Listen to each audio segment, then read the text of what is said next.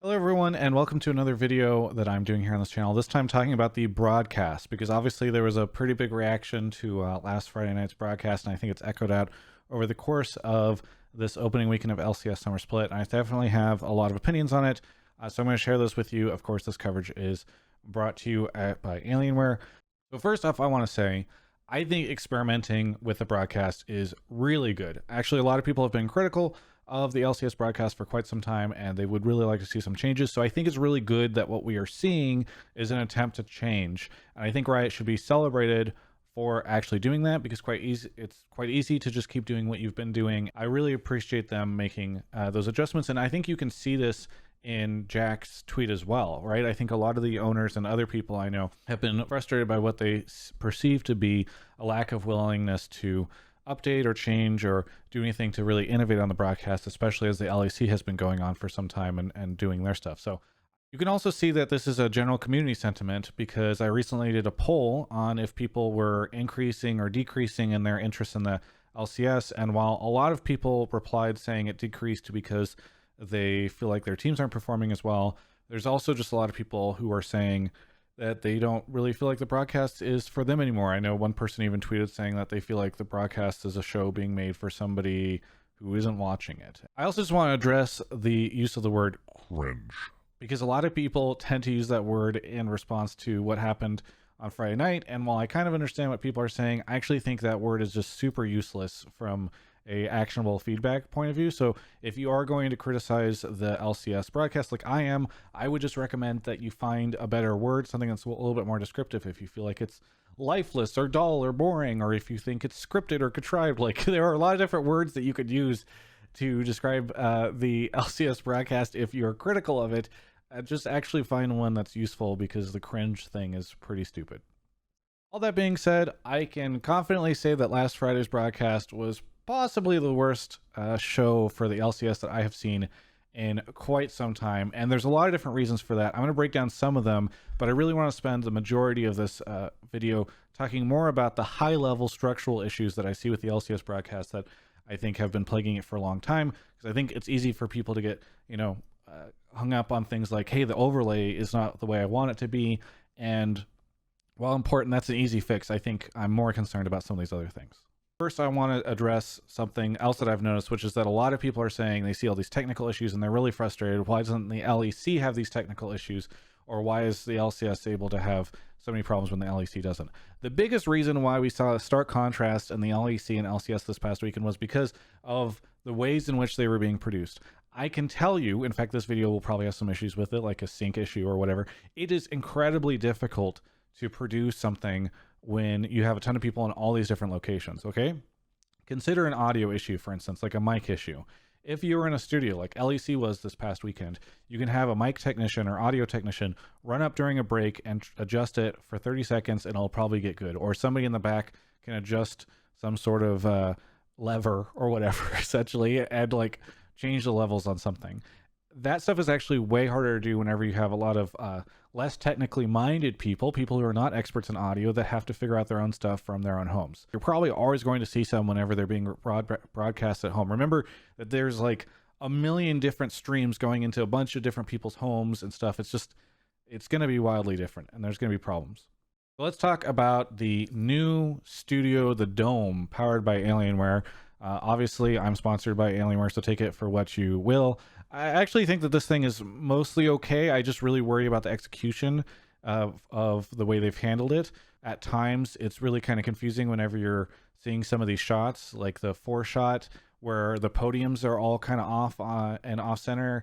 It's kind of a weird thing. They've already made some adjustments, like they turned off the background lights between Friday and Saturday. That actually made visibility way better.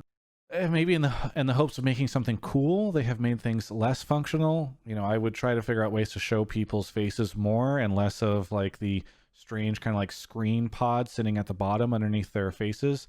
I think it's also really important to note that like this was not something that they developed internally. They actually worked with Immersive Design Studios, which is the company that did the LCS Dragon, or sorry, the World's Dragon and the KDA show. Very clearly, they spent a lot of money to try and improve this, and this is why I think there's further evidence that like the broadcast team is trying, right? It's not like they're just giving up and not trying. But overall, this is a thing that's only going to exist for another 8 weeks or so. So let's actually just dive into more of the content stuff, because I think that's the bigger issue. You're going to see a lot of differentiation between what Friday looks like and what Saturday and Sunday look like.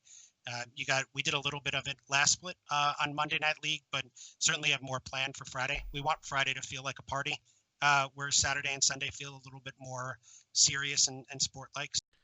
Friday Night League, much like Monday Night League, is supposed to be more fun. It's like a party, says Commissioner Greeley. But it doesn't feel like anyone's ever really having fun on a lot of these broadcasts. Oftentimes the fun feels scripted or coerced rather than something natively born out of the creative hearts of the broadcasters and creative people behind the scenes. And I just feel like you see that so frequently in the ways that people are interacting with each other.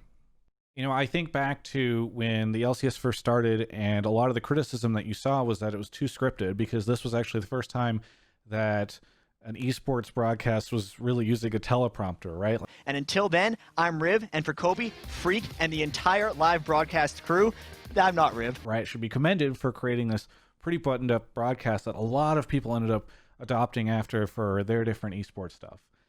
But I definitely understand now why so many people feel as though stuff feels incredibly scripted. And I think the perfect example of a place where you don't feel this was actually on the countdown when the broadcasters all did their Jat Stats segment. You could see that this is a situation where there was kind of a general idea of like, oh, we'll all bring a fun fact, but it wasn't scripted, it wasn't pre-planned in terms of what those facts were going to be.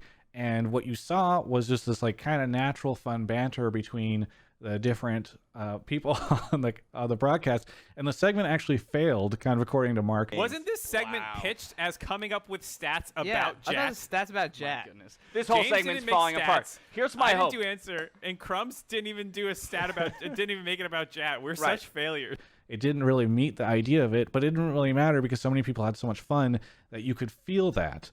And that's, I think, one of the issues that I have with the broadcast is that, you know, Friday Night League, for instance, it doesn't feel like anyone is really having fun. Down on Fire actually had a really great tweet about this where he said, it's Friday Night League, it should have a relaxed after dark feel, crack open some Bud Lights, maybe a swear or two, less buttoned up. Right now, the freestyling relaxed vibe feels forced, like it's scripted. The casting crew could thrive in a true loosened setting. And again, so much of that is referencing the tone, right? You're going to, as a talent or as a broadcast person, really go to the direction that you are. If I end up on a news broadcast, for instance, I will naturally try to sit straighter and have a more rigid, structured way of presenting myself than if I'm on some, like, you know, Wayne's World style couch show. Maybe that's too old of a reference for some of you, but you get the point. So now we're veering away from the Friday night discussion this past weekend to an overall discussion about the LCS and where it stands as a broadcast product. And I hate to say this, but this is the moment where I actually have to praise the LEC. Just tune in. Not only do we have the best League of Legends players in the world, we've also got the best content on the market. I'm on a horse. So I just mentioned the organic fun that exists kind of infrequently on the LCS broadcast, but take a look at this clip from the LEC.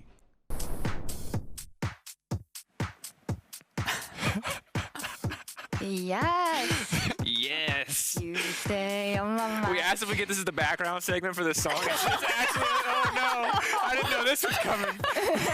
Please. Oh, I love Have it. I been spared? Have we been spared? Oh, we were spared. He was so much worse than me. Oh, yeah. I know some people here might say it's cringe, but you still get the feeling that people over there are having a fun, good vibes kind of situation. And those good vibes are contagious. If you're having a good time, I think a lot of the people that are watching the broadcast will have a good time. And what's very obvious to me is that the LEC does an amazing job of collaborating with their talent. So take a look at this interview I did with Alban, the head of LEC partnerships, regarding the great Kia ad that they actually did to kick off the LEC at the beginning of their 2019 season. And I think it's pretty good. You got Dracos that has this idea of, like, you know, Ocean's 11 assemble the team concept. But they were looking for this, like, link between the characters and creating the storyline. This is fascinating to me. So you guys actually included the talent in the discussions on content brainstorms for this stuff? All the time. And a lot of idea comes from us. A lot of idea come from them. Lots of idea come from the producer.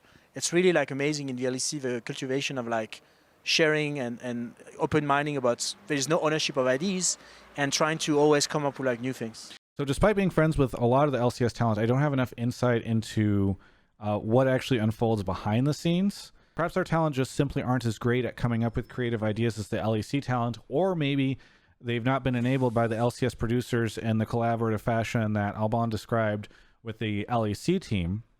But you can take a look at this tweet from Dracos, where he recently said he's been able to successfully write and pitch 17 different promotional pieces. And I don't know if it's a situation where our talent are pitching these pieces and they're just falling into the void, or maybe they're not interested in creating them. Perhaps it's a mixture of both. Maybe it depends on the talent. But either way, like, I really feel as though the talent on the LEC do so much to drive the fun engagement of that broadcast, and it's something that I would love to see on the LCS side. There's also the fact that Quickshot actually is kind of high up within that broadcast.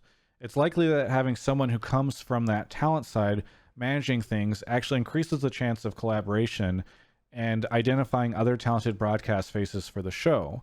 And you can see that, by the way, in the way that they've experimented on the talent side and brought in new faces frequently. And they've even had guests in the form of Machine and Papa Smithy, etc. I think it'd be really cool if we had somebody working with talent this way in North America. For me, and I know that I'm super biased on this, but perhaps no greater disconnect exists in the LCS broadcast than the decision to remove Ovally from the broadcast. After being pigeonholed, in my opinion, into these short interviews that are generally doomed as players want to leave and you're not giving very much time to showcase much personality, which, by the way, I think is an issue for everyone who has to do these interviews after broadcasts, not just Ovally. She started doing this content on her own to promote the games.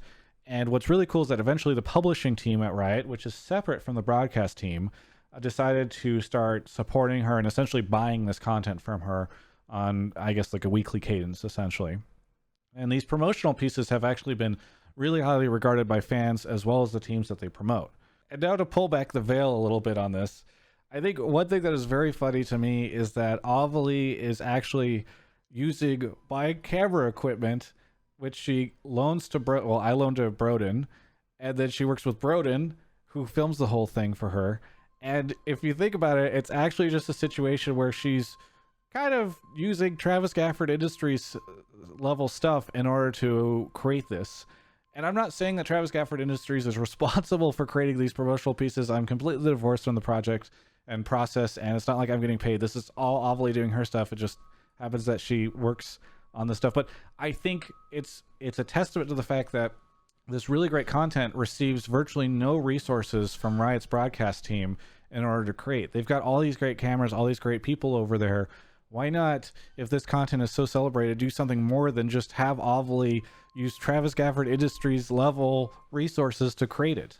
And that's just to say, like, I think the broadcast team would have really benefited from enabling Ovally's creative ideas rather than not including her in their broadcast this split. And I think it's not too late, by the way. You could always just work with Ovally more. She's still available from what I could tell. I don't know. I'm probably going to have her do some interviews for me this coming split. So there you have it. I know that this is just like a bunch of different stuff that I've thrown out here, but I'm just kind of frustrated because I've heard for a long time from the folks on the LCS that they're working on improving the broadcast, but I haven't seen too much evidence that it is improving. And there's evidence that they're trying to, right? Like the studio stuff has been cool, and there's been some new content ideas, though I would argue that a lot of those content ideas are the same, which is just generally our talent talks to somebody. But I do think it's time to realize that it's lost a lot of the spirit, and it perhaps can take inspiration from the LEC, as much as I'm loath to admit it. A remote split may be not the best time to do it, but I do hope that the league takes serious consideration into basically rebooting the broadcast next split, because the whole thing has existed for 7 years now, and maybe there's a lot of people that are tired of working on it. Hey, that's perfectly understandable, but those people maybe can go work elsewhere at Riot or on different projects. I don't know. Because when I look at what the LEC did, rebranding the EU LCS and relaunching and all this stuff, I can't help but feel like the LCS would really benefit from something similar. So either way, there you go. Hopefully this is more constructive feedback than just saying cringe and shitting on them. And hopefully you guys think it's fair. What do you think that the LCS should do? Again, try to think about stuff outside of like the audio issues and more about like the cohesive package, because I think that's the better discussion to have. Let me know in the comments below, and thank you so much for watching.